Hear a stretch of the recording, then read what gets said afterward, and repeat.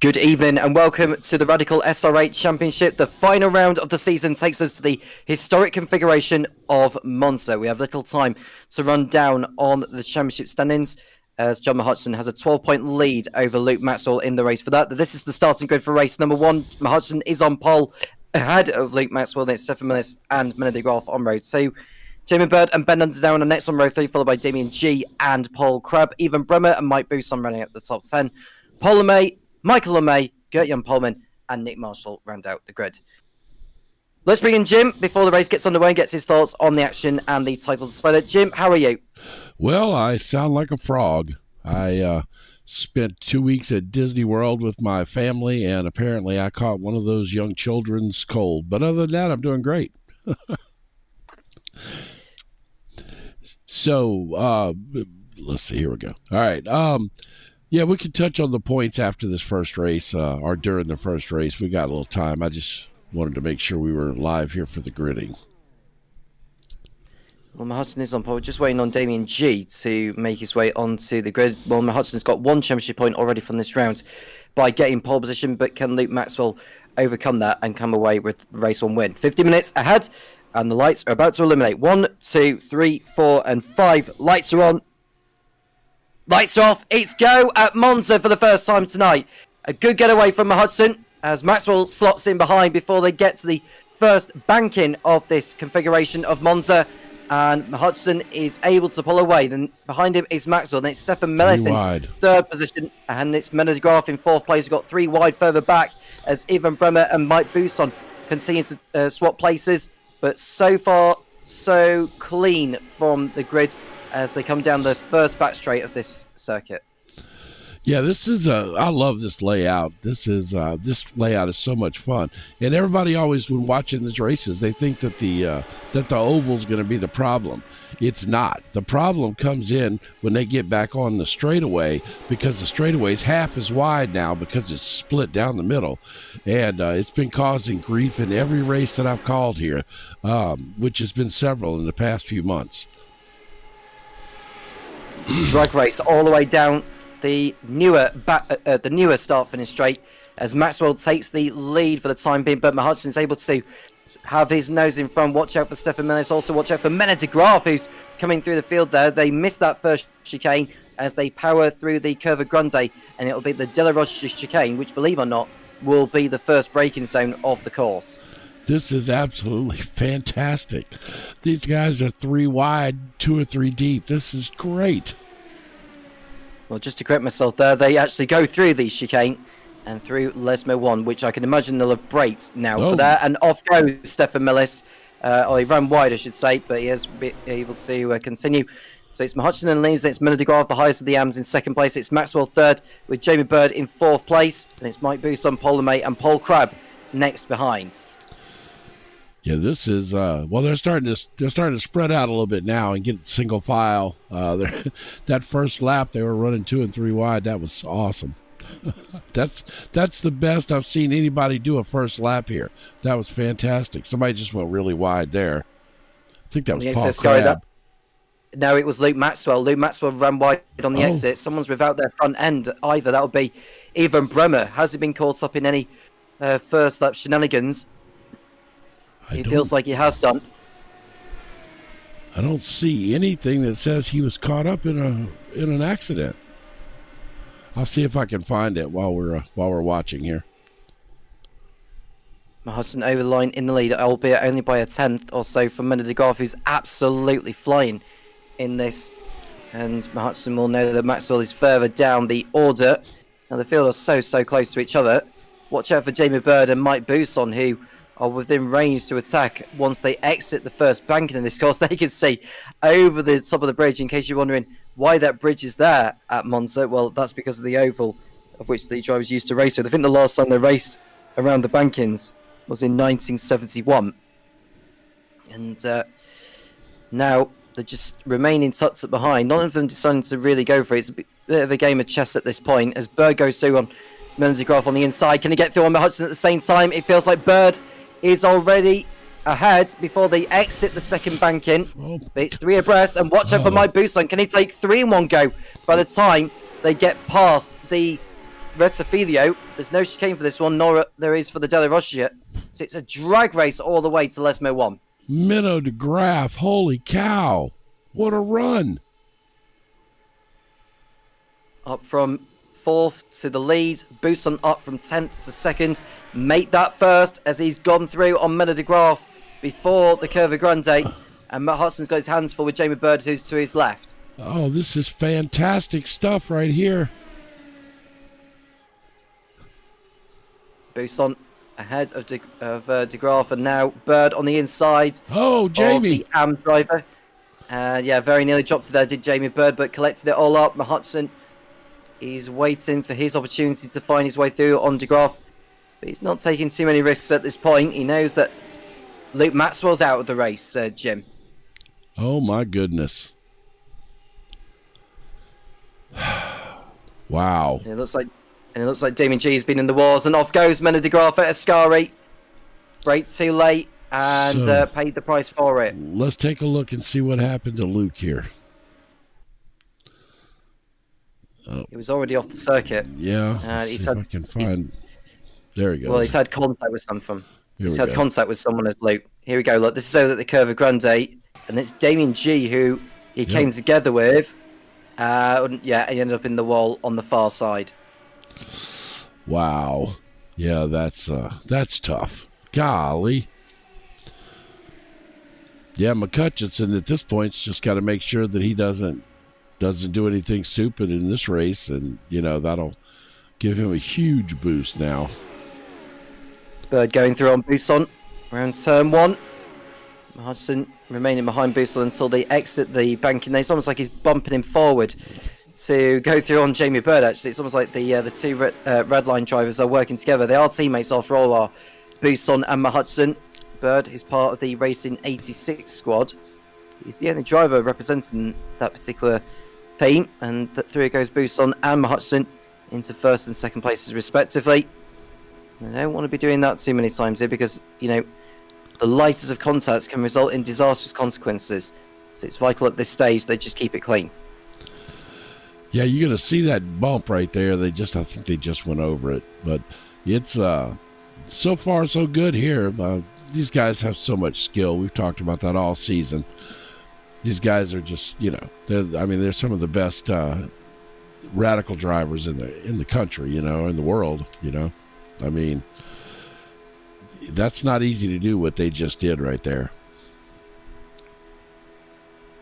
This is Buson who's leading. Bird on the outside, or on the inside through Curva Grande, which will become the outside for Bird. They go side by side, more or less. Bird is still within range to get back through on the Scott. And Paul LeMay, well, he's just as close, those two, as the top 3 are in this one. Ben Underdown is the highest of the AMs in 5th position. He's still got some form of chance of snatching the AMs title away from Stefan Mellis, who's the leader of it all. But now they come towards Ascari once again. The top 4 absolutely nose to tail. You can cut the tension with a knife. It is that exciting to watch. As Hudson runs wide on the exit of Ascari, and that's easy picking for Paul LeMay to slot his way past. This right here is why this track got put on the circuit, and it should be. These cars and this track are perfect together. Aren't they just? Aren't they just indeed? Look at this. Is you and I have watched this all season long. We've seen some great racing. This right here is clearly the best action that we've seen all season. Up there with the likes of Thruxton and Knockhill. Indeed. Absolutely, yeah. And Monza is not disappointing. I will say that Luke Maxwell is back on circuit now in 13th place. And he's just, I think he may still be on the lead lap, is Luke. They are on lap number 4 of this race. Luke is on his 3rd lap, but he'll be coming around to start his 4th. So he's actually still technically on the lead lap. And there goes Paul LeMay. He's side by side with Jamie Bird and Mike Buson almost there. Matt Hudson's still in the mix. And look who's coming towards them. It's Ben Underdown and Paul Crabb. It's potentially a 6 or 7-way fight. Or 7-way fight now, because Mena de Graaf has got himself back into the picture. This is unbelievable. We haven't seen this all year where you have guys that are 5 and 6 spots back pulling back up to the leaders. Usually these leaders are gone, and look at this. This is amazing.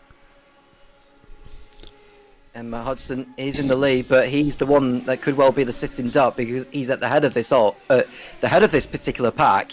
Is absolutely extraordinary to see. I'm absolutely loving every single second of watching this drag race all the way from basically the Parabolica to Lesmo 1. Yeah, it is a drag race. That's exactly what it is too.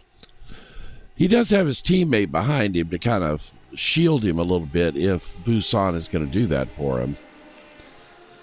Not that McCutcheon needs a bunch of help or anything, especially with Maxwell down in 13th place. He just needs to maintain and get a good finish. He doesn't necessarily have to win.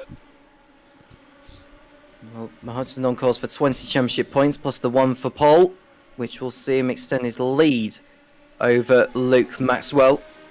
It's likely that Hodgson's going to take the title now. Luke Maxwell needed Hodgson to have a bit of a mare in this first race, but it seems very unlikely.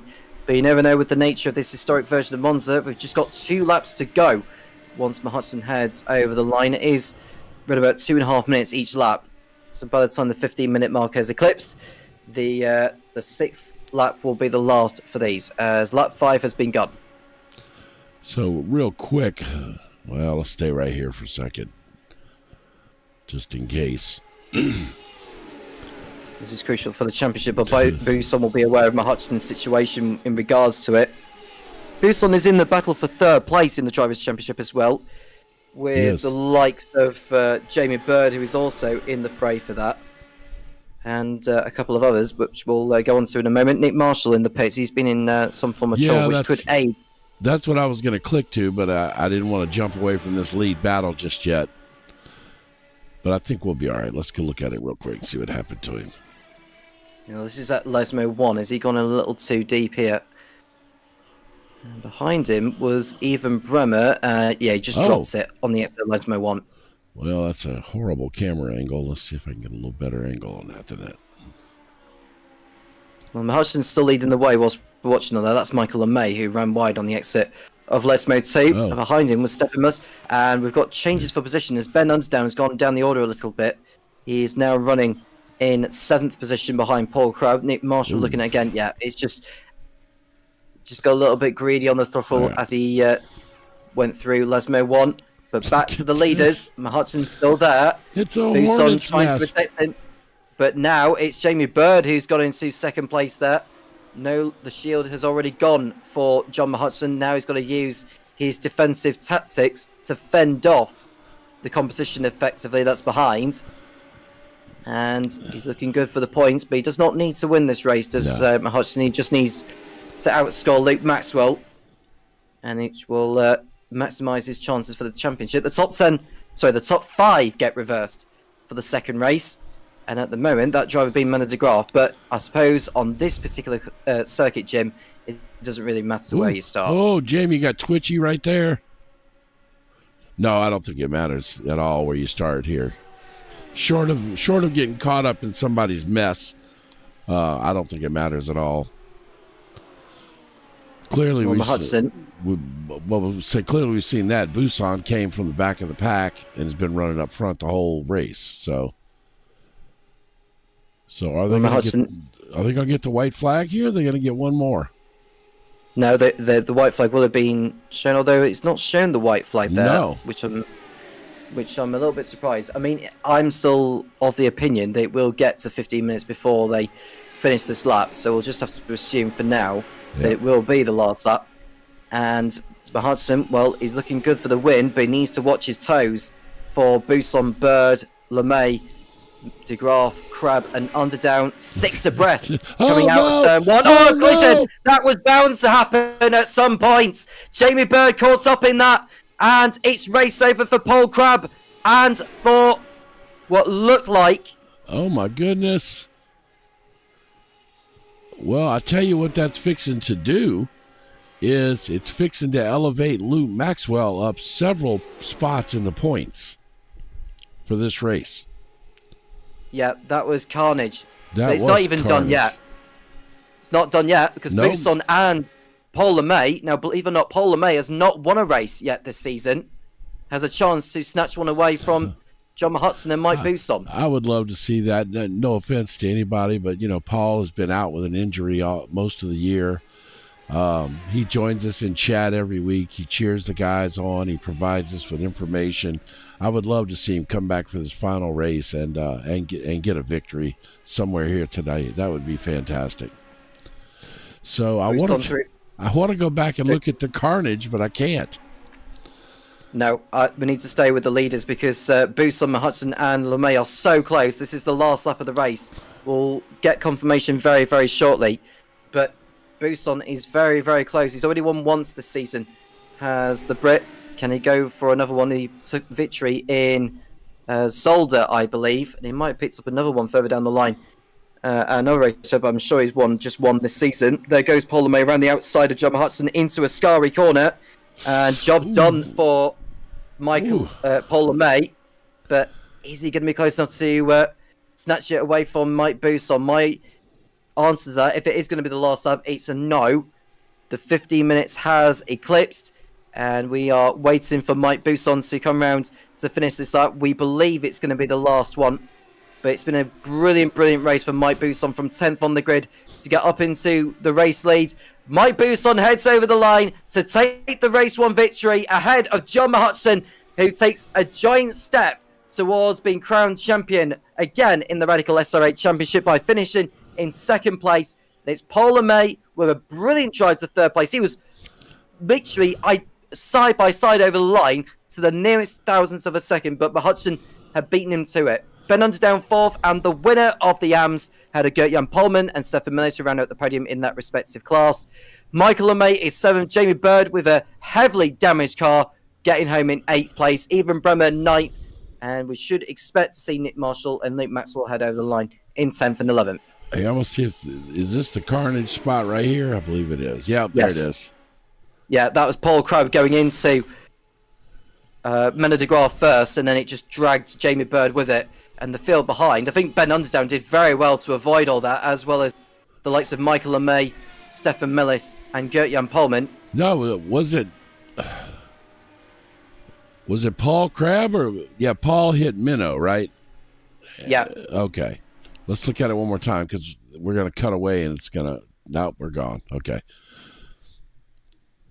Yeah. See, Marshall 10th. We only get just a little bit of time there, so I wanted to get that in real quick. All right, let's see if we've got results now. Luke Maxwell has gone over the line, and we will run down on the result for race number 1. Here we go. Mike Buson is the winner ahead of John Hudson in second place. It's Paul LeMay third, Ben Underdown in fourth, and it's Gert-Jan Polman in fifth, and ahead of Stefan Millis and Michael LeMay. Jamie Bird 8th, ahead of Evan Bremer, Nick Marshall, and Luke Maxwell showing in 13th position. It should be 11th in my honest opinion, unless he stopped out on the last lap. Paul Crubb, Menor de Graaf, and Damien G did not make it to the end. So rundown on the grid, Gert-Jan Polman is on reverse grid pole ahead of Ben Underdown with John Hudson and Paul LeMay on row 2, with Mike Buson and Stefan Millis on the third row of the grid. It's Michael LeMay and Jamie Bird on row 4, Evan Bremer and Nick Marshall on row 5, Paul Crubb and Menor de Graaf on row 6, followed by Luke Maxwell, who has it all to do from 13th ahead of Damien G. So, yeah, how is Luke Maxwell 13th? I'm very confused by that. We'll leave that for maybe for him to share that later. But for now, we'll focus on race number 2, Gert-Jan Polman. What can he do from there? Ben Underdown did very well to finish 4th in that first race. He was running towards the top end for a long time. And now has a chance to go for a win. The lights are coming on now. 1, 2, 3, 4, and 5. Lights are on. Lights off. It's go again at Monza. And watch out for John Hudson, who sneaks past Underdown already.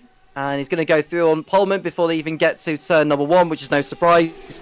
But that is far from being a foregone conclusion. Hudson has every reason to be worried about once he allows the toe to drag the field through the first part of this oval course. And this is going to be the beginning of a sensational race number 2. Yeah, The action in that first race was incredible. This is actually the first time I've called a radical race here. And I had heard how phenomenal this track was with radicals, but I didn't think it could be that much different than other cars, but it is. This is incredible. Incredible indeed. And Hudson absolutely using all of his defense. And Underdown is round the outside of the champion-elect. And he's going to be through into the lead before they even get to Rettifilio. So Ben Underdown leads with Gert-Jan Polman second and Stefan Mellis in third place. So it's an all-AM top three out of the first two corners on this lap, on the first lap of this second race here at Monza. And how is Maxwell getting on? Well, he's up into 10th place already, is Maxwell. And he's hoping to get in the mix. And 2 cars off. That will be Michael LeMay and Nick Marshall, but we'll stay with the leaders. Underdown under attack from Polman as Hudson and Mellis go side by side through the runoff area of the Deli Roger. No way through. Well, Mellis has lost out in that because Bird and Buson are through too. But Underdown doing a fine job so far, and it's going to be far from over. Any one of these could end up winning it. Oh, yeah. I mean, anybody in the top 10 or 12 could still win this race. I mean, we saw guys come from the back late in the race, you know. Out of the Ascari chicane they come. And Underdown looking strong as ever and hoping he can come away with the win. I think Damon G is trying to get going in this one. But Underdown is coming out of the last corner as Hudson goes through on Polman through the Parabolica into second place. Jamie Bird up to third through that open door. Yeah, what will it mean? Polman ran a little wide there and definitely left a spot open for McCutcheon and Bird to sneak through. Over the line they come. Let's begin lap number 2. It was a 6-lap race. In race number 1, it's likely to be around the regions of 8 laps for this second race. And through goes Hudson on Underdown on the exit of the first banking of the course. And you can see the field just almost nose to the tail, but it's a 3-way drag race to turn number 2. Bird and Hudson banging wheels there. Underdown is still ahead of those two, but not for long because Hudson and Bird are through on the same side. That's because Underdown is on the outside of the banking, which could still even give in the high ground on the exit once they come out of there. There is Hudson, and we expect to see Underdown in front out of the banking and down the newer pit straight. And it seems like Underdown is really, really getting his elbows out. He wants every point possible to help him in the race for the AMS title. We'll run down on the live points table after the second race is finished, and it will give us an idea as to who needs what in race number 3. Yeah, well, McCutcheon is doing everything so far that he needed to do tonight for sure, which is get out there and finish high in these races. Bird going through on Hudson at Lesmo 1. Buson also in the mix. The winner of race 1 aiming for another win. He's on 2 wins this season now. He's going for win number 3. We see Paul LeMay getting in there.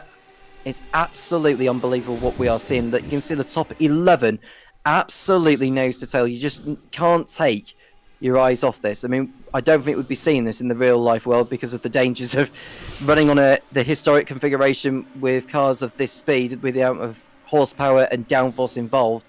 But in the virtual world, well, it is something we can very much look forward to. It doesn't even cost that much to even to put it all together. No, well, you know what? No, this is, I mean, you know, in the virtual world, these cars are free. You know, so the cars are free. You buy the track. The classic version the historic version comes with the regular version. So, I mean, more people need to experience this right here. Of course, that being said, you take less skilled drivers and put them this close together, and it could be carnage. No, it's very nearly contact between Paul LeMay and Mike Buson as well. Through the first part of the oval. And Luke Maxwell is running in sixth. He's running in. So he's in sixth position behind Ben Underdown. And now looking at the five-way battle, and I suppose with the fact that Luke Maxwell was a little bit further back from this, could be a blessing because you never know how this could play out, and maybe he'll want that time to react to it. No, you definitely don't know. I mean, at any point in time, just like we saw earlier, that was on the straightaway when that happened, and it blew up. I mean, it blew the field up. Buisson, Hutchison, Paul LeMay. Look at this. And he's going to the outside. Yeah. There's 5 of them practically touching paint. Yeah. Trading paint, if you want to call it that. Yes, trading paint. Yeah. And Bird giving Hudson the nudge through the Rettifilio. And now through the Curva Grande they come. Ben Hunsdown is to Bird's left. But it looks like Hudson has got the inside line and better speed through there. They will go straight through the De La Rocha. And just saw LeMay clipping that curb on the inside a little bit, or perhaps the bump as they went through. But no harm done. Hudson is leading this race now ahead of Bird, Buisson and LeMay. The only thing I don't like about this... no, we had trouble. Paul LeMay. That's Paul LeMay spinning round. That was a solo incident, it looks like, though. Yeah, he didn't take anyone with him. Yes, but he may have gotten touched, but he didn't take anybody with him is what I meant. Let's see if there was contact real quick while we got a second. No, he put a wheel in the gravel, did Paul LeMay, hence why he went round. Here we go, look. Yeah, he just put a wheel in the gravel. Yeah, no one else got involved in that. I'll tell you what, he did a good job of locking it down and keeping it to the inside of the track, too. There's a lot to be. Got past. I was gonna say there's a lot to be said for holding your brakes. Yeah, Jamie Bird did just take the lead. And Hudson is aiming to get it back as we begin the fourth lap of this second race at Monza. The top 10 get reversed for the third one, where the bigger points get given out. It's not too big in terms of the difference of points in the system for that compared to the first two for a round of the Radical SR8 Championship. But at the moment it is Hudson who is on the brink of clinching the title here this evening. Yeah, and actually I can't wait to look at some of the other points battles. You and I were talking about it before the race. We had a little technical issue that caused us to get going a little later than we wanted to, so we didn't get to go over the points. But there's several points battles going on here. AMs and pros and all over the top 3, 4, 5 positions. A lot of battles going on. I love this shot right here. Ooh, that's just amazing. Isn't it just? And Bird side by side with Hudson and Buisson looking to sneak through. You can see the track just perhaps open up a little bit for Buisson to slot in on that left-hand side, which is not really the ideal line to take. Oh, that's contact. That was Hudson and Buisson coming together a little bit there, but they keep going as they are. Ben Hunsdown through on Buisson for now, but Buisson will have the inside for the De La Rocha, and Hunsdown has to wisely slot back inside. And through Lesmo 1 they come again. And Bird, who's won on a number of occasions so far this season, he got 2 at Thruxton. He also got 1 in Road America. And I can't remember if he got 1 at Spa, if I remember correctly. I'll have to have a look on that. But he is very much in the picture for finishing 3rd in the pros in the overall standings. I believe he got 1 the last week I was here, but I wasn't here for Spa. I think that I was gone for Spa. But either way, Jamie's had a good season, and he definitely Thruxton seemed to really get him going. He's been pretty quick after Thruxton. He seemed to have found his groove there, and it gave him some confidence, I believe. Well, Mike Buisson's got the 1 win this evening. Jamie Bird in the position to win race 2, which will see them level on points going into the final race of the season to see who will end up finishing 3rd most realistically. It's a shame that James Berry isn't involved in this, otherwise he'd have been relishing the opportunity to race around the historic version of Monza. Michael LeMay in the pits with some form of issue, and it looks like that's him done for this one. But we see Maxwell going for it. He's the one in the championship phase ahead of Matt Hutchinson now, believe it or not. So it's vitally important that Maxwell comes away with as strong of a result as possible to keep a realistic hope of the championship heading into race 3, which, given how unpredictable this circuit has been, you just never know. Yeah, we finally see Luke up there flexing his muscle a little bit. He's been running mid-pack mid-pack this race. Obviously back of the pack in the first race after that incident with Damon G. But it's definitely time. He's got to go for sure. Down the new pit straight through the Rettifilio. And Maxwell is still in front of the pack through Curva Grande, and you can see the field just bunching up behind as we've seen all night long. And will they be able to keep it that way until the finish? Maxwell will need to be on his guard from here on in if he is to come away with the best result possible in this one. Hutchinson finished second in race 1, so it's 15 plus 1, that's 16 championship points.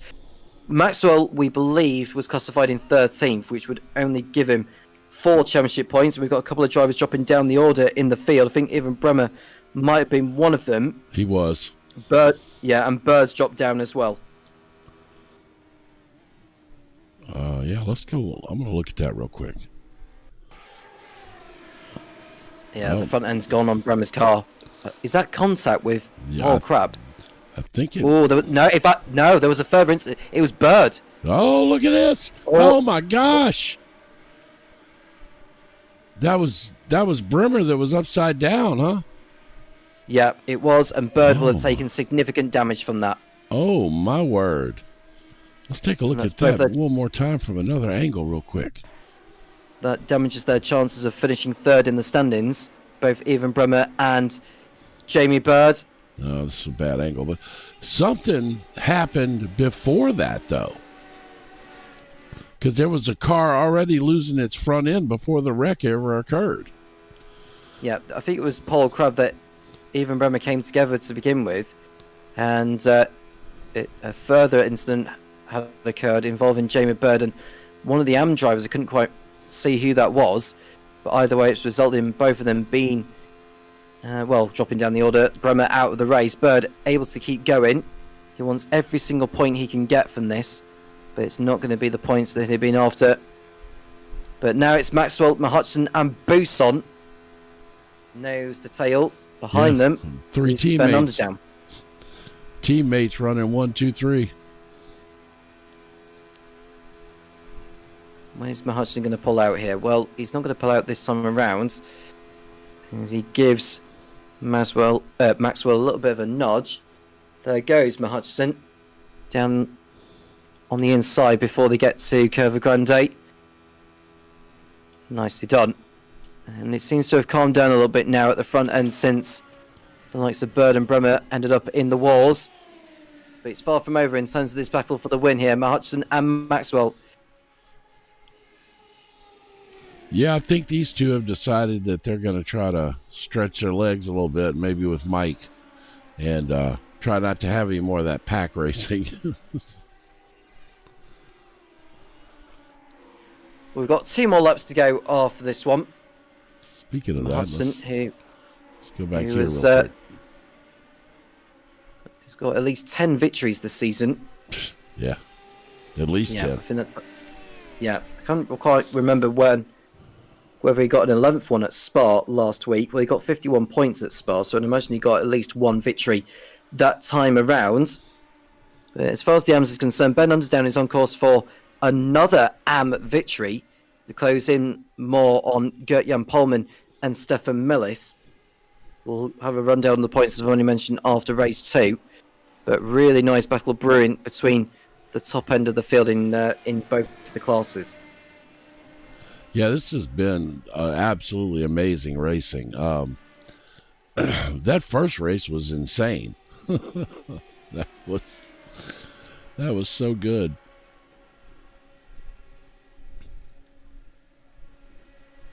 Now, just to confirm about Spa, the first race went to Luke Maxwell. The second one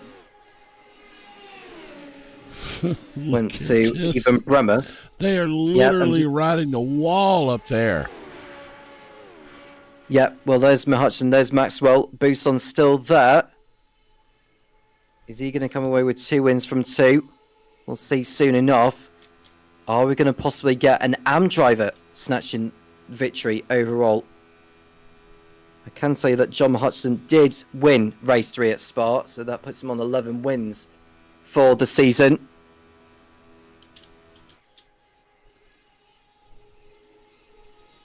Buson's still on the tail of Maxwell, who's in the lead now. Absolutely crucial he remains there. But it's got a long way to go. It feels like an eternity to hold onto the lead with that amount of drag or the amount of slipstream you're sacrificing to the car behind. Yeah, and the thing is, I mean, all 3 of those guys are fast. They're teammates. You know, at this point, I think, if anything, I don't know they would put. Well, I say that. I say that was close. I was literally going to say teammates won't put you in a spot to wreck you. And never mind.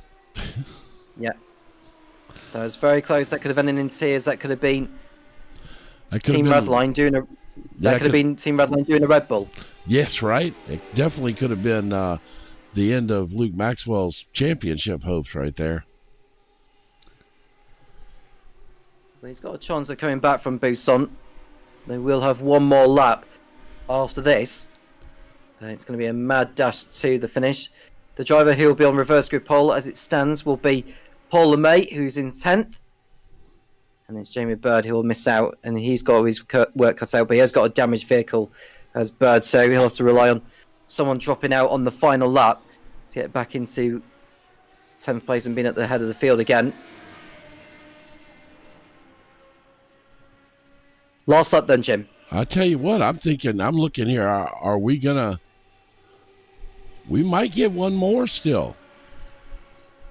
No, this will be the last lap because it takes 2.5 minutes. Yeah, it'll take 2.5 minutes for the lap to be done, and we're already past that. Yeah, okay. Yeah.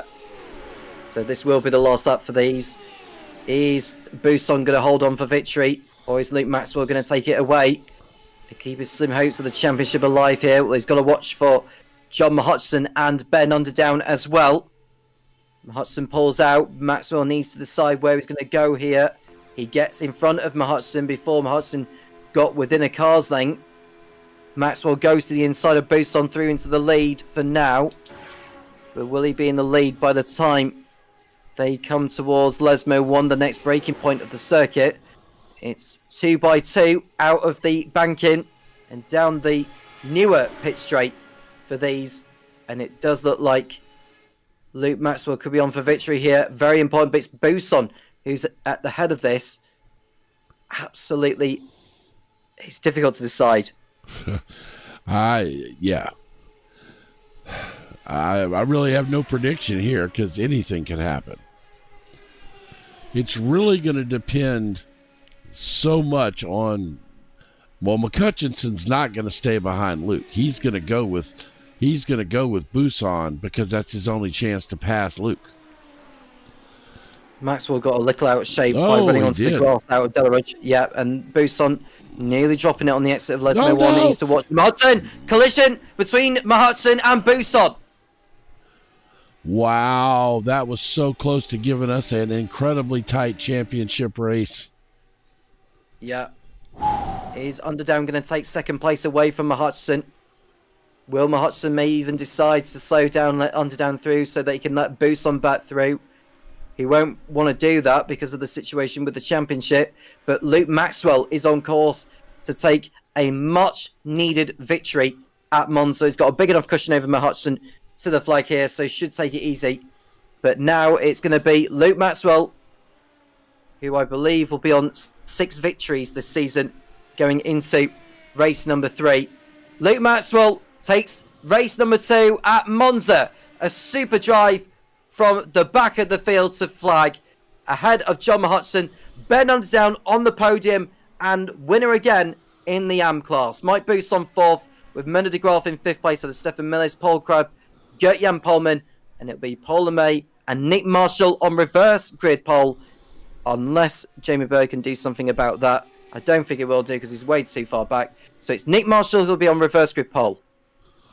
Yeah, it gives him a great starting spot, and boy, Jamie really got shuffled out there, and he's going to be at the back of the pack. Not that that really matters at this track so far tonight. So the only reason people have stayed at the back is because their car was damaged. If your car is healthy, you can run right up to the front. Apparently, Jamie, did he crash or did he just stop? That's the damage from the contact he had early on the exit of Les Mid 2. All right, we're in the warm-up now. So, all right, now let's take a look at the points while we got a chance. And I'll let you get your pencil sharpened up there, and we'll take a look at all this. Well, if we run down on the race 2 result first, Jim, if you've got that ready. I do. Luke Maxwell taking a much-needed win ahead of John Hudson. It's Ben Underdown in 3rd place. Mike Booth on 4th with Mena de Graaf in 5th, and it's Stefan Millis, Paul Crabb, Gert-Jan Polman, Paul LeMay, and Nick Marshall, who will be on reverse grid pole. Jamie Bird, the last driver to finish. Evan Bremer, Michael LeMay, and Damien G did not finish. So, calculation time, maths time. We've got a few minutes before race 3 commences. So, John Hudson, who finished 2nd in race 1, got pole, 16 championship points. He also finished 2nd in this one, which is also 15 championship points. So, he's on 31 for this round. Luke Maxwell, he was shown in 13th position in race 1, 4 championship points for that, 20 for the win in race 2. That's 24 points. So far, Hudson is outscoring Maxwell by 7 points in this round, which would see him increase his gap from 12 to 19. So if Maxwell's going to take the title, he would need to outscore Hudson by at least, by at least 20. Yeah, 20. Yeah. So he has to win this race and for Hudson to essentially not finish. Yeah, that's going to be tough. That would be almost impossible. In terms of the battle for 3rd place in the standings, well, Mike Bousson still finished 4th in that 2nd race. He won race 1, so he is on 33 championship points for this round. Bird, who has been in the wars too much this evening, I think, to think that he's going to be in the fight for 3rd. So it looks like virtually secure for Mike Bousson in that respect. James Burr and Josh Reed are not around this evening, so I think it's safe to say that Mike Bousson has got 3rd place in the standings, all the more secure.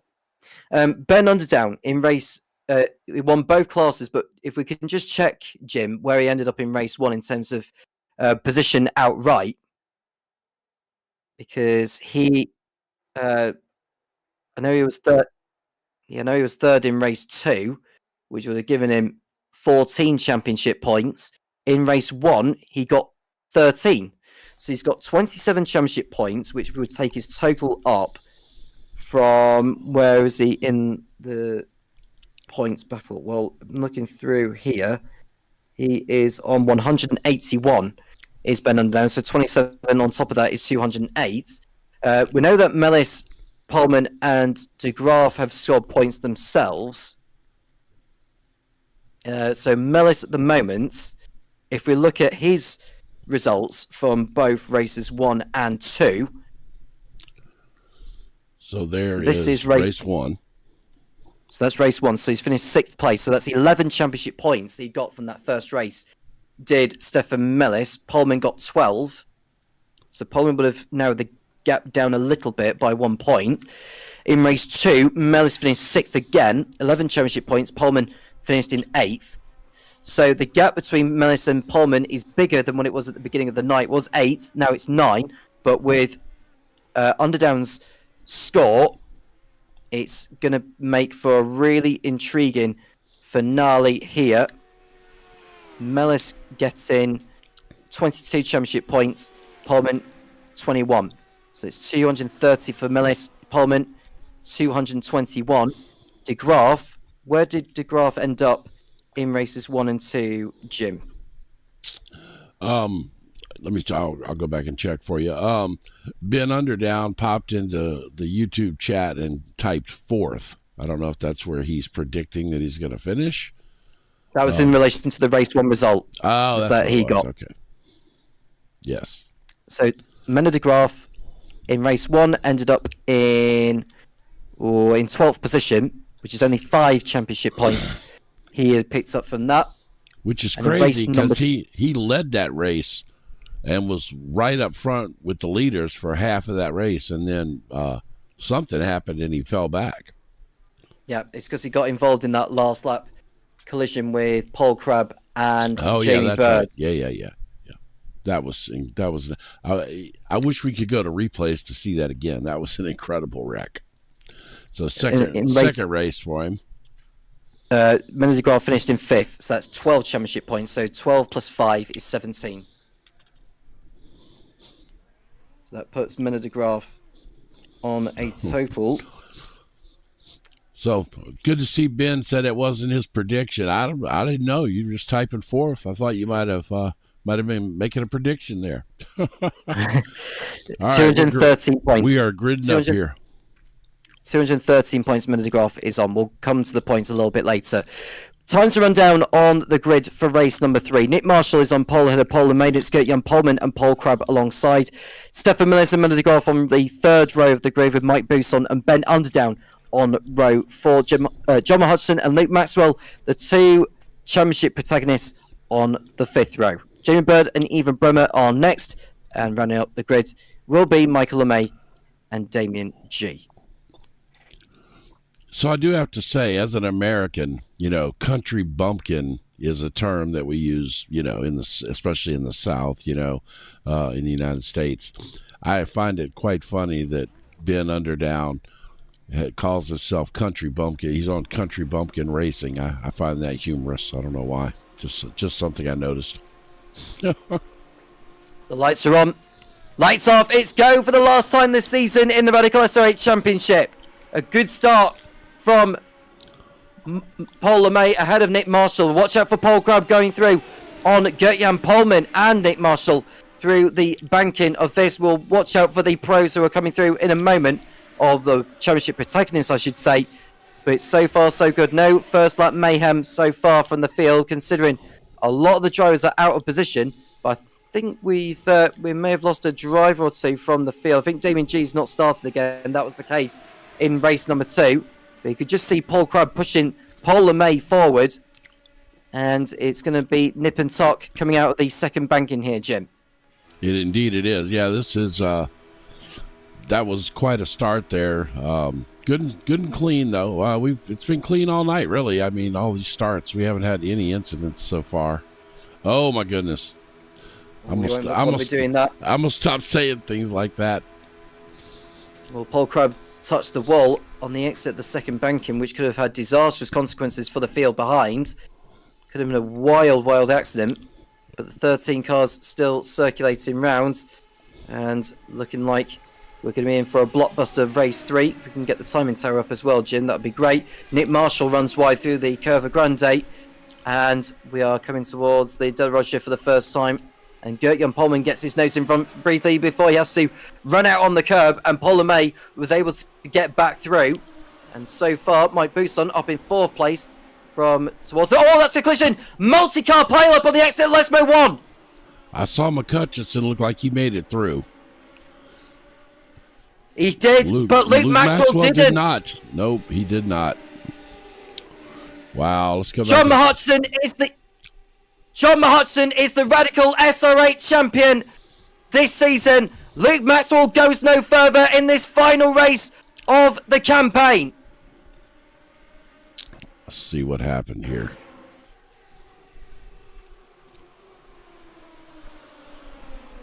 So there we see Jamie Bird in that black livery machine. It looked like was it Bousson that got sideways there? I want to see another replay of it. Stefan Millis' car is heavily damaged as well. Not good for his chances of clinching the AM Championship. He came into this 9 points clear over Gert-Jan Polman, and that's going to blow things wide open.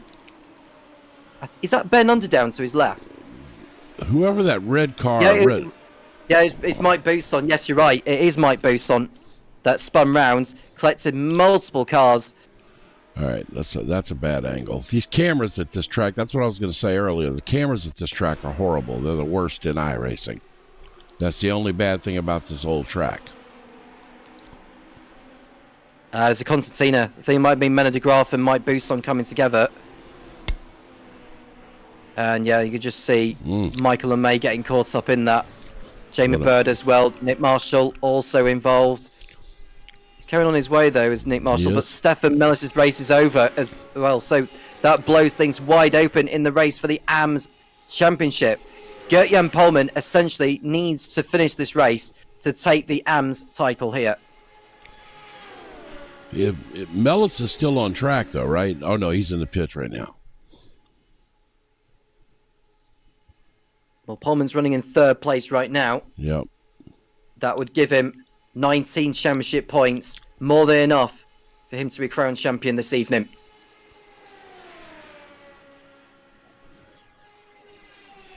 Yeah, that's if he gets. Oh, go ahead. I'm sorry. Yeah, well, I was just going to say with Ben Underdown, if he all of a sudden ended up winning this race and Polman didn't score, he could snatch the title in the AMS. Yeah, this thing's still a little wide open because Mellis is back on the track. So, I mean, I don't know that he can necessarily save it without something bad happening up front, but anything could happen. It's just unfortunate for Mellis because that was not of his doing there. He just got caught up in somebody else's mess. But same can be said for Luke Maxwell, which is unfortunate. It's very unfortunate for Luke Maxwell. At the worst possible time this season. Paul LeMay pulling out ahead of Paul Crabb. Now Paul LeMay, who is... He's weaving around like he's going to break the draft.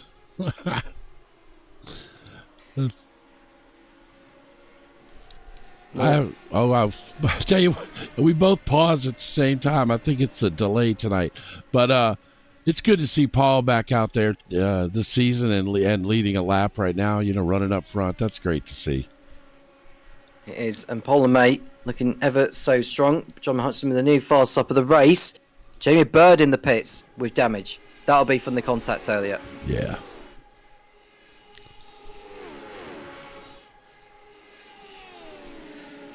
Mike Bousson has pretty much got 3rd place in the standings secure now. Michael LeMay in the pits. Yeah, he just tore his car up. I think he wrecked it and tore it up. Yeah. I think he realised he missed pit entry. He needed to come in for repairs there, did. Oh, yeah, okay. Well, that's a bad place to tow from.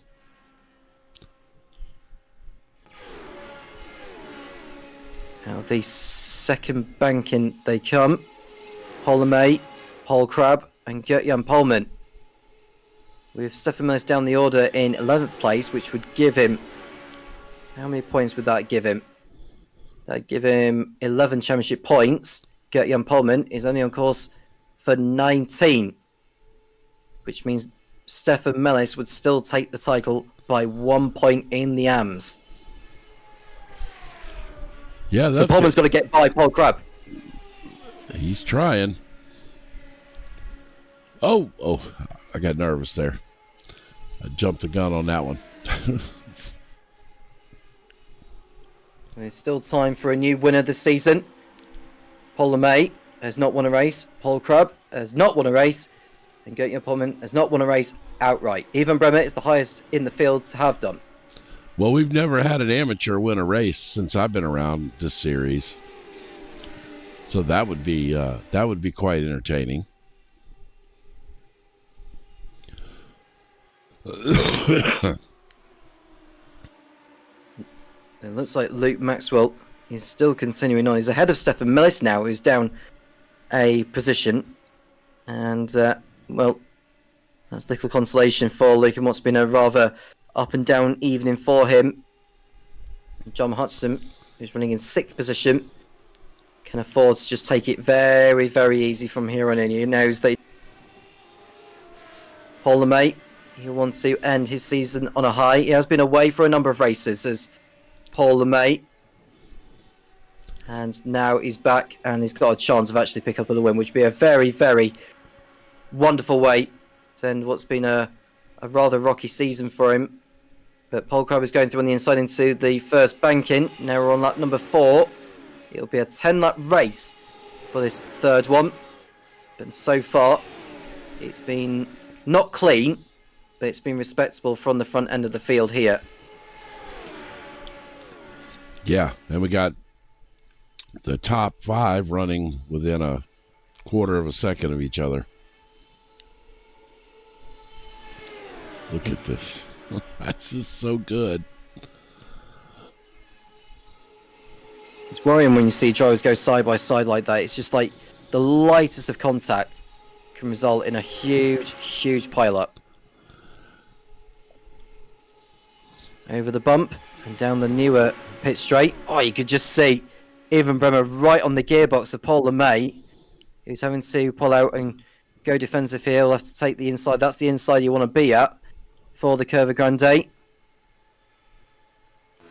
Where does Bremer decide to go? Well, he's still there, is Bremer. The Dutchman's still undecided as to when he's going to pull out alongside on Paul LeMay. I tell you what, you ride on board with them and you realize these cars are not near as stable as they look on the track. You know, you look at them, they're just kind of cruising along there. But if you watch, that was a big one. That was a big one right there. Yep, and he's absolutely out of shape as well, is Bremer. That's going to give Paul LeMay a huge buffer ahead, and that's going to allow Paul Crabbe to go through. Gert-Jan Polman will go through, and I don't think it'll be too long before we see Ben Underdown decide to head his way past. Yeah, he had 2. Now Paul Crabbe's gone off the circuit. No, there he is. He's collected. Yeah, and Bremer's off the circuit. Huge whack into the barrier, and that is his race over. And also Crabbe, his race is over. Well, he's tore the front end off of it. Yeah, that's race done for Paul Crabbe. Far too much damage on the car. Wow.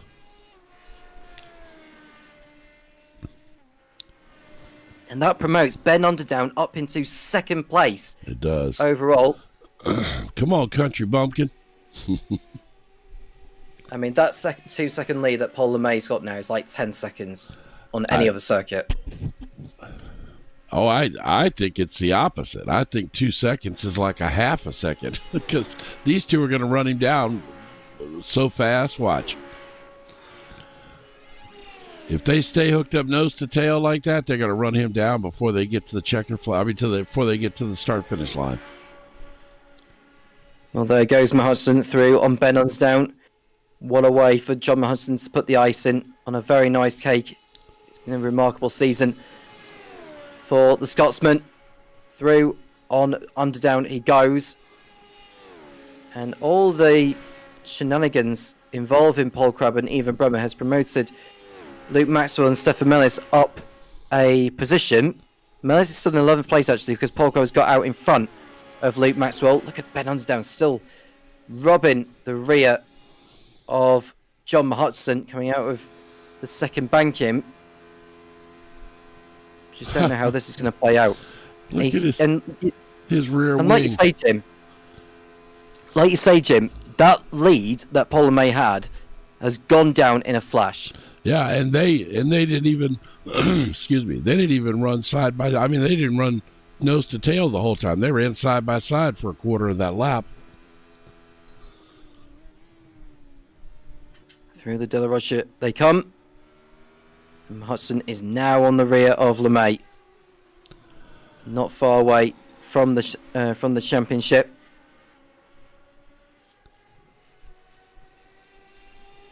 LeMay will want this win. Oh yeah, yeah. And to be honest, I think a lot of guys in this league would like to see Paul get this win as well. You know, they're all good friends. They've been in these leagues together for years, and Paul's had a rough season with his neck and back injuries and stuff. So, yeah, this would be a well-earned and well appreciated victory by everyone. I think if he got a win here tonight. Out of the parabolic they come. LeMay still in the lead. But will he keep it by the time the checker flag falls at the end of lap 10? Lap 5 is done. LeMay defends the line. You won't want to give Hudson the inside here. Hudson stays within the gearbox. Ben Undown is not far away himself.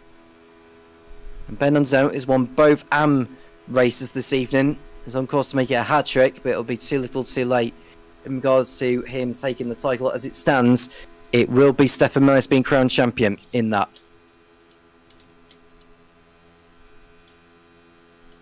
Well, he just pulled right on by him there.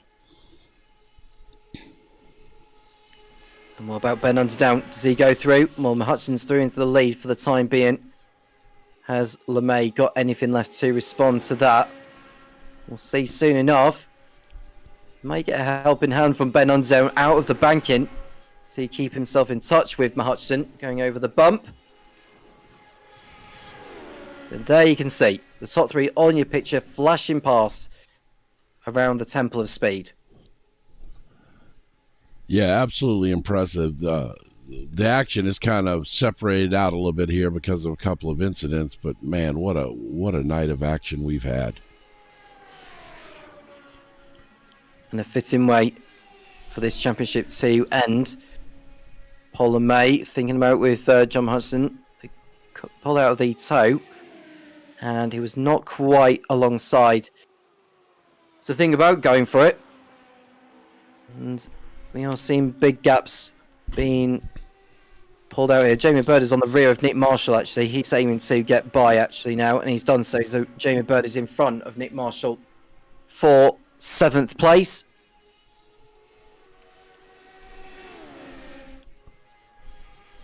There they are, look. Bird through on Marshall. Yeah, I don't think Nick's willing to give it up that easy. He's fighting back. Well, he was.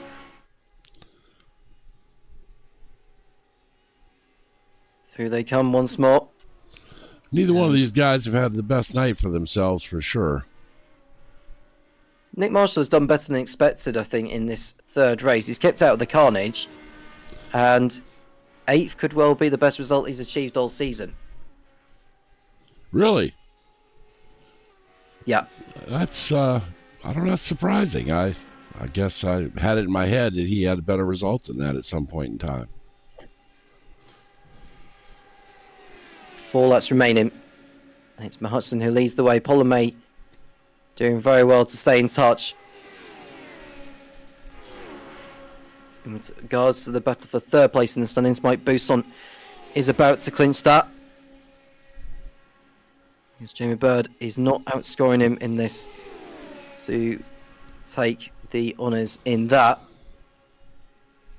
And as far as Luke Maxwell's championship hopes are concerned, he is ahead of Stefan Millis on circuit right now. His hopes of the title are over for this season. So Stefan Millis is still, the way they're riding right now, still in the lead. Is that correct?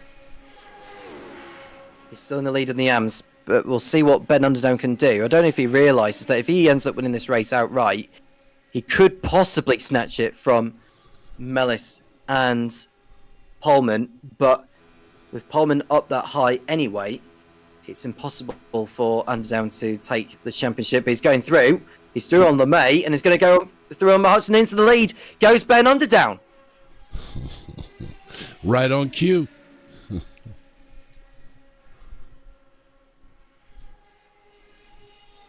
So with regards to the championship, Ben Underdown will be on 233 points. Millis will be getting 11, which will put him, I believe, on 241.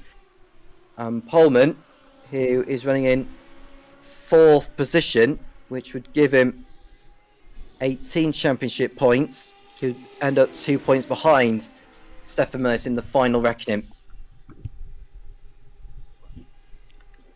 So he would pretty much need Stefan Millis to finish dead last. Or drop out of the race. Yeah. Which at this point, I think Millis would do everything he could to keep his car on track. Well, Underdown is in the lead with over 3 laps to go. LeMay and Hudson feel they can still take it away, but what a job Ben Underdown has done in the last few rounds, actually, when he's been able to take the start. He's been absolutely brilliant. It's just a shame he missed the first couple of rounds of this season, otherwise he would have been right in the mix as Hudson and LeMay go through ahead of him into the lead at turn 1. You know, it brings to mind every time that we say, you know, every little point matters, you know. Though they get back out on track to finish 11th instead of 12th. But in the end, that couple of points can make a difference. Hudson back into the lead, but for how long? Gaetan Pullman's in 4th position, a long way clear over Mendes de Graaf. It's going to be Underground, Pullman and de Graaf, the top 3 in the AMS for this one. Yeah, everything's kind of separated itself out now. It's just really what we've got is this little lead pack, and then we've got Mellis and Maxwell kind of following each other around the track. But other than that, everybody's kind of separated out. We haven't got too long left in the season, and Hudson very close to winning the title now. Luke Maxwell's still got Stefan Mears for company in the fight for 10th place overall. Underdown is... Well, he had his nose in front for a moment before Hudson was able to retaliate, and LeMay is able to find a way through on Underdown as they head towards the De La Rocha. He's got plenty of chances to get this right, does Underdown. He's got every chance to win this one. Oh, absolutely. I mean, he knows how to take the lead, so he just needs to set himself up to be in that spot. What do Hudson and LeMay do? I mean, I think everybody here is trying to position themselves. You know, at this point, I'm not sure that McCutcheon cares. I think he knows he's won the championship, and I don't think that he cares that much. I mean, he does want to win. Don't get me wrong, but you know, Paul, I think, is going to try really hard to win this race. It's almost like they're sketching around to find grip. I think the thing is a wet race. They're trying to break that draft, I think, or to see if they can break the draft, testing it out for later when it may matter. We've got 2 more laps to go. About 4.5 minutes remaining in his final race. Hudson's won on 11 occasions this season. Polomay's yet to win, and so has Ben Underdown outright. He's taken a lot of AM victories this season as Ben. You want to try and get 1 overall. And who knows, we could well see him as a pro next season. Well, I'll tell you what, he has demonstrated that he's got a good deal of speed. If he could, make all the races, he's going to be a serious contender to win the points championship in AMS for sure. Well, Underdown is through on LeMay for now. You can see the gap that Hudson's pulled out on these, but we saw that when LeMay had that 2-second lead at the beginning of one particular tour, and that was evaporated after the first few corners, basically. Yeah, they running side by side like this is keeping, is giving McCutcheon a little break, but that'll get eaten right back up. There's just way too much draft here. He's swerving around trying to spread the draft around a little bit. It actually seemed like all that did was bring him closer, though. Hudson, Underdown, and LeMay through the De La Rocha.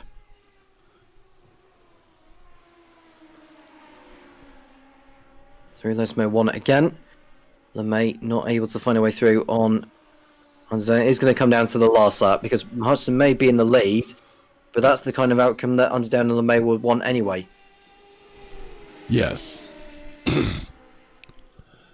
I think Underdown is right where he wants to be, and I think Paul would probably prefer to be where Underdown is, but Paul's a very skilled and experienced driver. If anybody can can use this position he's in now to try to win this race, he can.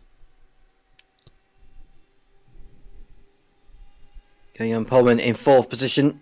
As it stands, he will not be taking the AMS title. It will be Stefan Mellis taking that by 2 points. Paul LeMay, all he needs to do is keep his car on the circuit as we begin the last lap here at Monza. Does he go for it on under-down into turn number 1? And can he use the momentum to go off John Hudson? Well, you see that gap that Hudson's able to pull out. And it was a whole second at the beginning of this, but providing LeMay doesn't fight it out with underdown too much, watch how he closes down using the slipstream on Hudson here. Well, if those two are smart, they would not do what Ben Underdown is doing right now. You got to catch him first. Well, he's swerving around. Gonna let him catch him. Out of the second banking they come. Oh, this is going to be good. Yep.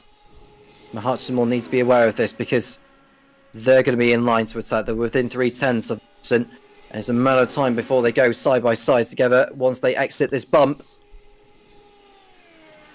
Here we go. Through goes LeMay, almost. What about Underdown?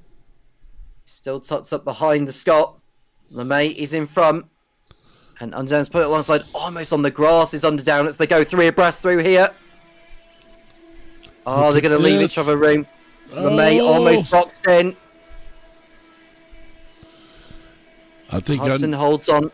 Underdown setting himself up to make one final run here, I think. Yep. LeMay, does he go through on Hudson at De La Rocha? Oh my gosh. Almost that's so hard to do right there. To go through there too wide. Yeah, Hudson went a little too deep. LeMay got out of shape almost. And now they're coming through Les Mid-C for the last time here. And I think you could be right, Jim. I think they're just waiting for that one last opportunity into Parabolica, where it has decided championships both in the virtual world and in the real life world. Is LeMay going to snatch victory away from John Hudson, take his first win of the campaign at last? Or is it going to be a 12th victory this season for John Hudson as they exit the Ascari chicane for the last time? Hudson trying to break the toe. LeMay looking to go with him. Hudson changing direction too many times there. But it looks like he's going to hold on for another win. Is it going to be a drug race to the line where we saw what happened in race 1 involving John Hudson and Jamie Bird, I believe. They're going to go side by side here. Out of the Parabolica they come. He'll be first over the line. John Hudson, I think, is going to take it here. It's Paul LeMay! Paul LeMay wins at Monza right at the death. John Hudson is the Radical SR8 champion by coming home in 2nd place. Ben Underdown, winner again in the AMS. What a sensational finish. But it's Paul LeMay who adds his name to the race-winning list this season, leaving the best until last. What a moment for him. Gert-Jan Polman is 4th. Menno de Graaf in 5th. It's Mike Bousson who is 3rd in the championship by coming home in 6th. It's Jamie Bird in 7th. Nick Marshall 8th. Paul Crabb 9th. And Stefan Mellis, who got by Luke Maxwell, is going to take the AMS title. We'll go to Stefan Mellis, who is coming through the Parabolica shortly. And he's still fighting with Luke Maxwell, who is 2nd in the championship overall. But can he at least get by Mellis on the last lap here? He's going to the outside. Is Maxwell? He's still on Mellis. Mellis won't have anything to respond to that, I don't think. So Maxwell will finish ahead of him. Stefan Mellis will keep hold of his AMS title by 2 points over Gert-Jan Polman. A brilliant battle all the way to the end. What a finish, Jim. That was, yeah. Well, that finish just summed up the night of racing that we had. I mean, this was as good as you could ask for. And I tell you what, if I ever see this combo out there, I will absolutely watch it because it produces phenomenal racing. They should add this every year. This should be the championship deciding race in this league. It should be. This is perfect. All the cards are over the line And it's time to run down on the final race result of the season. Paul LeMay, what a brilliant end to what's been a difficult season for him by winning out at Monza. John Hudson in second place, Ben down in third, winner in the AMS, and third in the AMS title battle. Gert-Jan Polman fourth, just missing out. It's Menno de Graaf in fifth place, Mike Boost on sixth, Jamie Bird in seventh, Nick Marshall eighth, Paul Crabb ninth, Luke Maxwell in 10th place. He ends up runner-up overall ahead of Stefan Millis, who is the winner of the AMS Championship, the AMS title-winning driver. We hope to get a word from him after all of that. Even Bremer retired, as did Michael LeMay, and Damien G didn't even start the race. Well, what a night. What a night indeed. It was a super triple header of races, and providing this championship continues on from here, I really cannot wait for the season to start again. And we'll get some words with drivers. We'll begin with the race 3 winner of Paul LeMay. Jim, if you can get him into the booth. I can. Very for a chat. Paul LeMay, welcome, sir. How are you? Hot and sweaty, and yeah, that was great fun. That really was, and yeah, loved it. Really enjoyed it. Yeah, Well, and what a fine way to finish the season as well, because you've missed a number of races, but this one, was that the best you've produced all season? Probably, yeah. I've had I think about 5 weeks off from sim racing. Just to give my hand a rest and what have you. I've been on holiday as well, so you know, I've never done this track before, so yeah, it's been great fun. It's been nice to get back on the rig and tear it up with these guys. It was a sensational battle between you and John Hudson right at the very end there. I think it was 0.006 of a second, the gap over the line. It was crazy. Yeah, just squeaked it, really. John was weaving a bit down the back straight, and I thought if I follow him, I'll probably end up losing more time. So I just sort of plotted my own course. I managed to get alongside him coming out of Alboreto, and I knew if I could just get a little bit sort of alongside, if I moved over a bit, I might get a bit of a side draft. And yeah, it kind of worked out. But yeah, John made that tough. Well, Paul, you know, by the way, I'm so, hey, Jim. My voice is shot tonight. But anyway, I am so happy for you that you came back for this final race and that you pulled out a win. And this race couldn't have been a better close to this season. As you're well aware, you watched a lot of the season from the sidelines, but you were there every week cheering the guys on. And yeah, to me, this was just a fantastic night of racing and a great season finale. Yeah, I mean, it was. I mean, everybody put on a really good show. You know, it's tough out there, and a lot of the boys are pretty quick. And I'm just hoping that we all stick together and the league carries on. You know, because we've got a great bunch of guys, and it's always pretty close race and a lot of fun. Yeah, good. It was again, yeah, and I definitely hope this league sticks together. You know, this is. Yeah, it's a great combo. And this car, if I'm being honest, this car is a better car to drive than the SR10. It really is. Yeah, I think it's just a little bit easier. The 10's just a bit of a fickle beast and takes a lot to get the best out of it, whereas this is a little bit more forgiving, so that kind of helps me out a little bit as well. But yeah, it's great fun. It's really good. Well, you know, I'm thrilled to death for you, man. Thanks, buddy. I can't stop smiling. I'm so happy for you. Cheers, buddy. Did John? I take it John won the championship. He did, yes. Yeah, brilliant. Yes. Congratulations to him. And did Gert win the AMS? I believe it was Stefan Millis. I think he took. Oh, right. I think he took it by 2 points from our calculations. Well, if Stefan did do it, congratulations to him as well. They've done a really good job, put on a good show. Are we going to see more of you next season then, Paul? Because I know you mentioned you're needing to give your hand a rest, but how often are we going to see you next season? I'm hoping to do a full season. It's just that I haven't had a break for such a long time, and things were just getting a little bit too much. So I've had a good old rest, and I'll come back and I'm going to do a full season with the 8 and the 10 next season, and see if we can't trouble a few of these faster boys. Anyone to shout out to Paul before we let you go?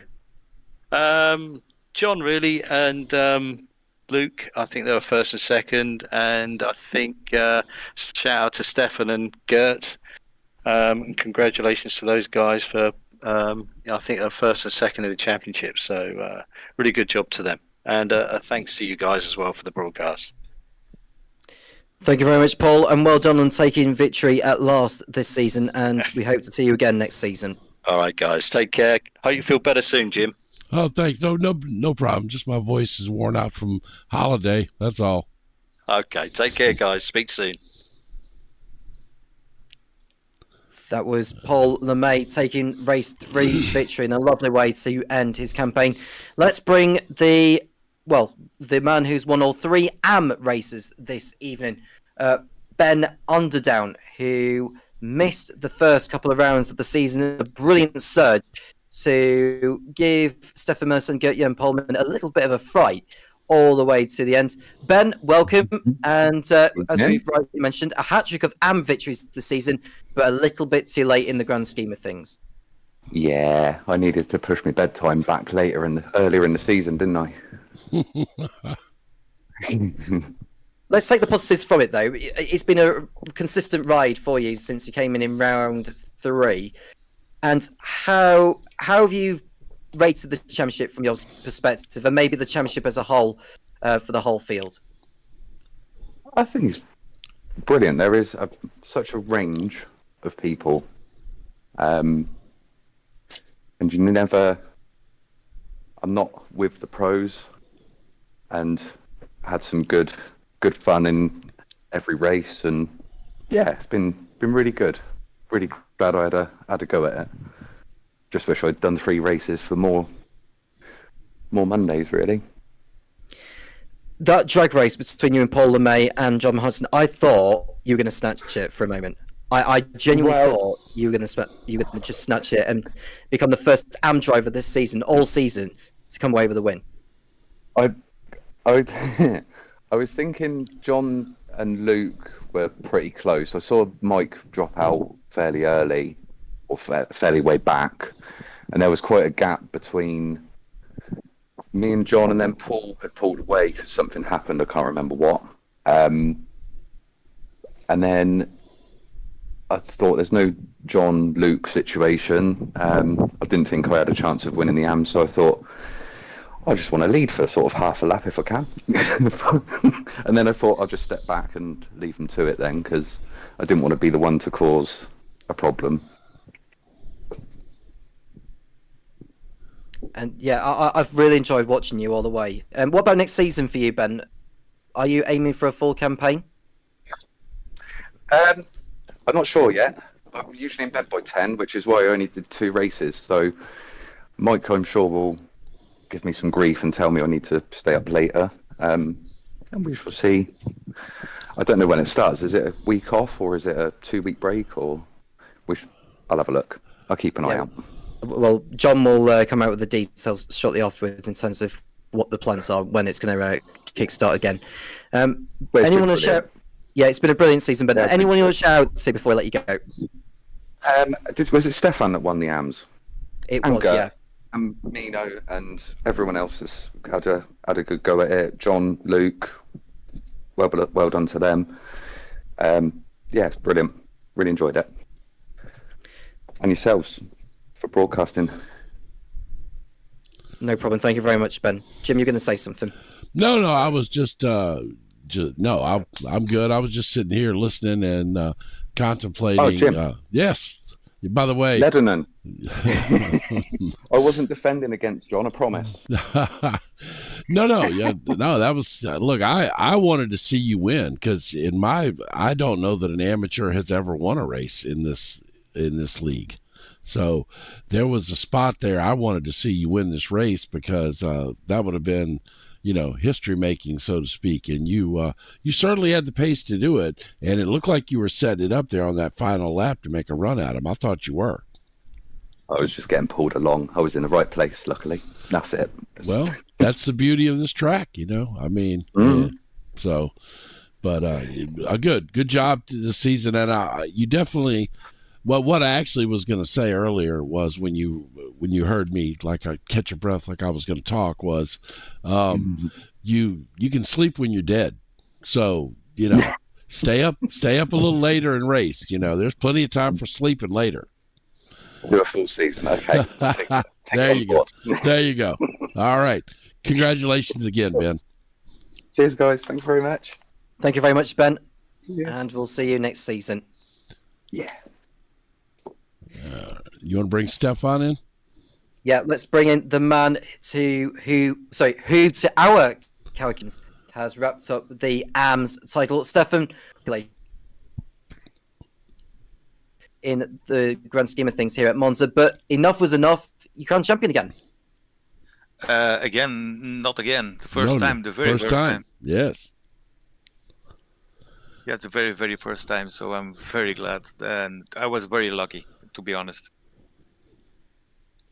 Considering all the carnage we had around this configuration with drivers tripping over themselves, I do recall you got caught up in some of that, particularly over at Lesmo Corner, where I think either you lost your bonnet or went round up for some reason, and you were just hoping that Gert-Jan Polman and Ben Underden didn't finish too high up to snatch it away from you. But how have you sort of summed up your season? Has it been a good season? Do you think it's gone better for you than the previous campaign?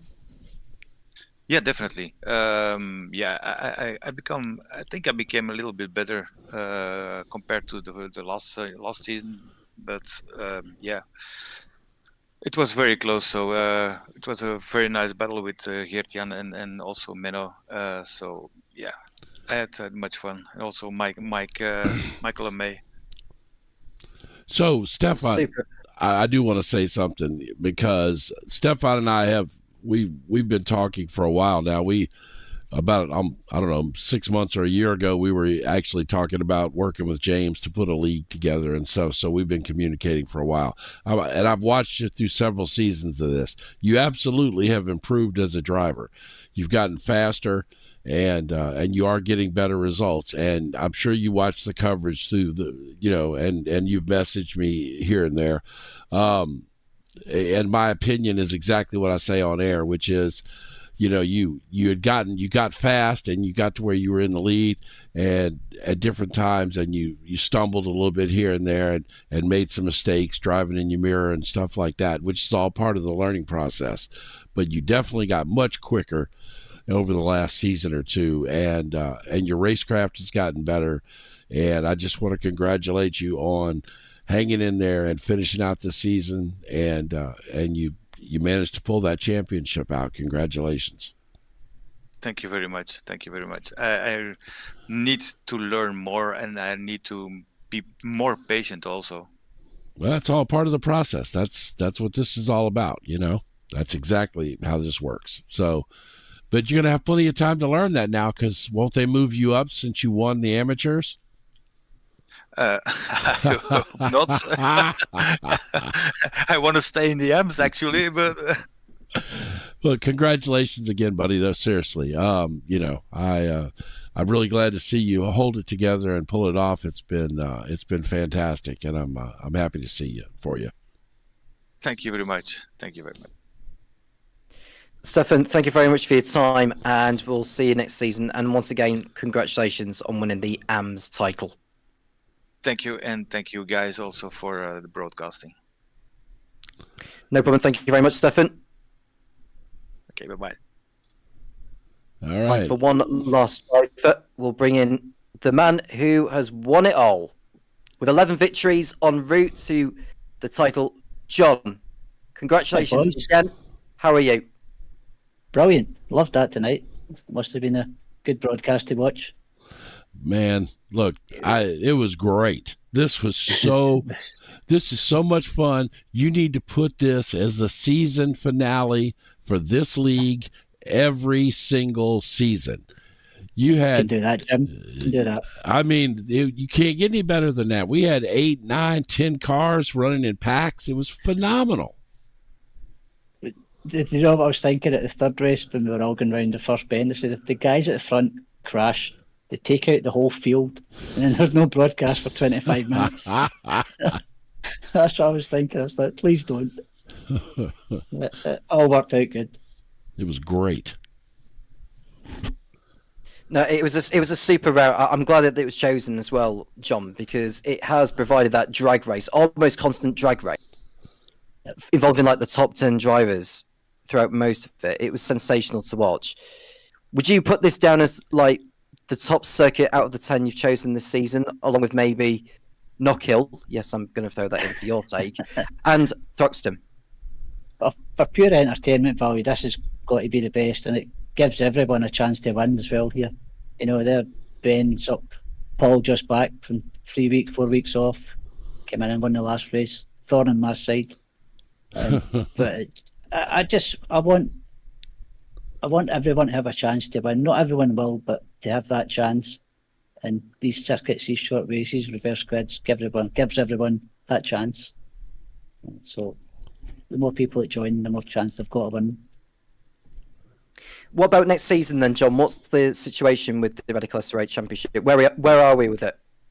Well, we normally have a 2-week rest and then start again. So I'll put it to the guys in the chat and see if they want to make it 2 weeks or longer or shorter, and then we'll just take it from there. Well, Jim, anyone you want to shout out to, Jim, before we let you go? Shout out to Jim. I don't think he even realized he did that. But yeah. No, I didn't. No. Shout out to the broadcast. And I've got some friends that watch the broadcast, and they say these make it really entertaining to watch and listen to. So, good job from you guys. And just another question as well, Luke Maxwell. I didn't think he was going to be in the championship fight after like rounds 4 or 5. I thought he was well and truly out of it.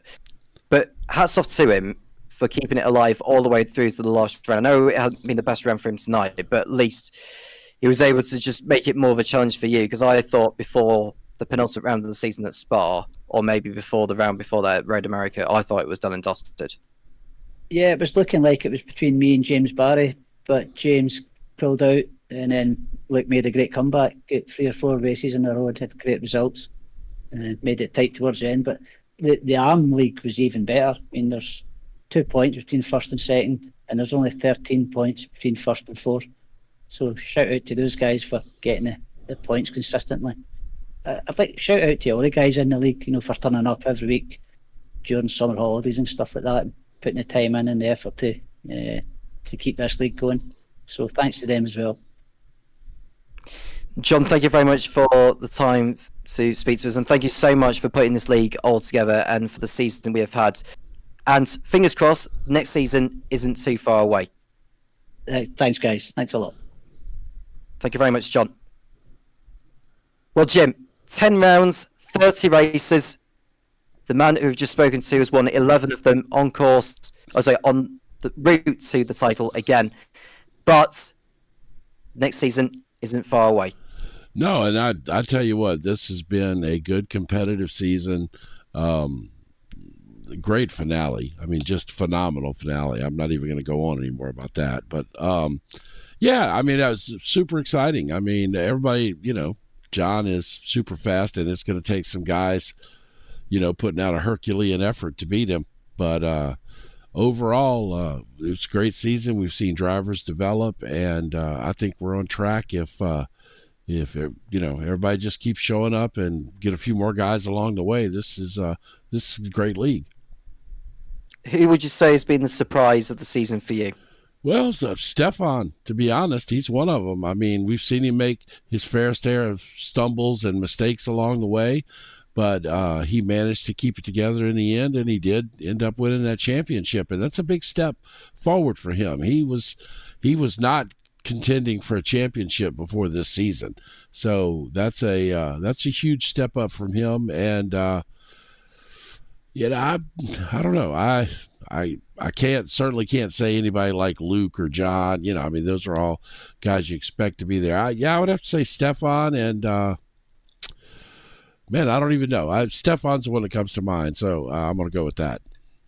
I'm going to throw Ben Undersdown in there. I thought Absolutely. since he came in round 3, because I think the consistency he was able to produce was simply fantastic. And if he's around for the whole campaign without missing any rounds, he could well be tipped to be the favourite to take the AMS, unless he gets promoted to pros. Yeah, well, yeah, that could happen. He's pretty fast.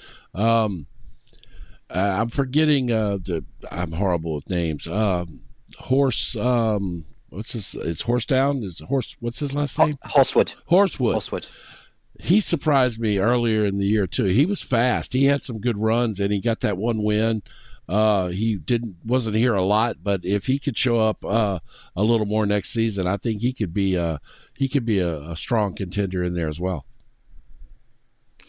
Well, John, thank you very much for joining me over the course of the season, and thank you very much to all the drivers for taking part over the course of the last 10 rounds. It's been fantastic to watch all the way through. But that's it. That's the Radical SR8 Championship done and dusted for a few more weeks, and next season won't be too far away. And thank you to everyone that's been tuning in throughout the season. Do make sure you like and subscribe to the JP Broadcasting YouTube channel. You can keep right up to date with all the championships, including this one, and knowing when it will be broadcast. We believe it's going to be Monday nights again, the same time as it has been this season. We're going to wrap it up there. Jim, thank you very much again, and we'll do it all over again next season. Congratulations to John Hudson on taking the title in the pros, and to Stefan Millis in the AMS. I'm Tom Cairns, he's Jim Cunningham, and we'll speak to you again soon when the Radical SR8 Championship returns.